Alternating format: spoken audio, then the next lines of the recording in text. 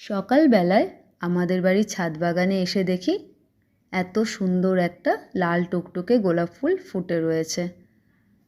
গোলাপ গাছে কুঁড়িতেও ভরে রয়েছে। কিছুদিনের মধ্যেই পুরো গোলাপ গাছটা লাল টুকটুকে গোলাপ ফুলে ভরে উঠবে। এদিকে লঙ্কা গাছেও লঙ্কা হয়ে রয়েছে, লঙ্কা গাছে ফুলও ধরেছে। আর বেগুন গাছে দুটো বেগুন হয়েছে, ওদিকে পঞ্চজবা ফুল ফুটে রয়েছে। প্রত্যেকটা গাছেই ফুল ফুটে রয়েছে। ছাদ বাগানে প্রত্যেকটা গাছে এত সুন্দর সুন্দর ফুল ফুটে রয়েছে।